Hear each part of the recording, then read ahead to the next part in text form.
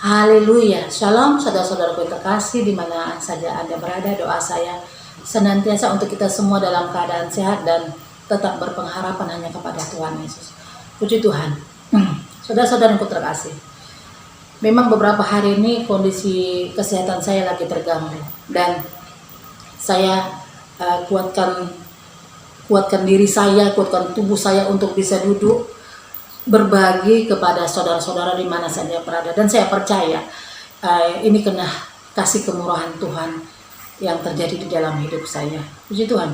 Di video saya kali ini saya berikan judul jadikan kesepian sebagai dorongan untuk lebih dekat lagi dengan Tuhan. Seringkali kita merasakan kesepian, dan di saat kita merasakan hal itu kita menjadi gundah gulana, kita menjadi menangis, kita menjadi hidup kita tidak berarti, bahkan kita menyesali hidup yang sudah kita lewati. Saudara-saudara yang terkasih, banyak juga di saat orang mengalami kesepian itu, mereka mencari jalan keluar yang salah. Mereka berharap kepada manusia yang bisa menolong mereka untuk melewati pergumulan mereka, rasa sepi mereka. Mereka cari teman untuk berbicara. Ya puji Tuhan kalau di saat kita berbicara dengan teman dan temannya bisa memberi masukan yang positif, kita bisa berbagi kepada teman kita dan ya kita bisa diberkatin lewat teman kita itu. Tetapi alangkah menyedihkannya jika kita salah mencari teman, kita datang kepada teman yang salah. Akhirnya apa? Bukannya jalan keluar yang kita dapatkan. Sebenarnya kalau kita memahami, di saat kita merasakan perasaan sepi itu, Tuhan lagi memperhatikan kita, Tuhan lagi mengawasin kita, dan Tuhan menginginkan kita untuk berharap penuh hanya kepada Tuhan. Tuhan rindu untuk kita menjalin hubungan intim dengan Tuhan, kita ngobrol dengan Tuhan. Di saat kita mengalami kesepian, bukan kita lari kepada mungkin cari keramaian karena suasananya biar tidak sepi. Tetapi kalau kita mengerti dan memahami satu hal yang Tuhan inginkan, di saat kita mengalami kesepian, kita datang kepada Tuhan. Saya juga mengalami hal demikian. Di tempat saya yang sekarang saya tinggal, saya merantau. Jadi ceritanya begini, saya merantau dan merantau lagi.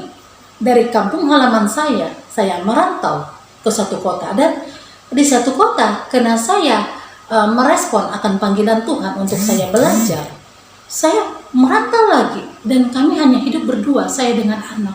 Secara manusia berat saya rasakan, apalagi di saat akhir-akhir ini kondisi tubuh saya tidak fit. Saya merindukan saya memiliki saudara, saya merindukan saya memiliki yang bisa berbagi dengan saya. Tetapi apa? Saya tidak dapatkan itu dari manusia. Saya menyadari Tuhan izinkan saya merasakan hal yang membuat saya merasa sepi. Tuhan izinkan, saya percaya Tuhan izinkan saya merasakan itu untuk apa? Untuk saya lebih dekat lagi kepada Tuhan. Untuk saya banyak-banyak berharap kepada Tuhan. Apalagi di kondisi tubuh saya yang sekarang tidak sehat, saya di rumah. Saya diam duduk di rumah, saya tidak berhubungan dengan orang.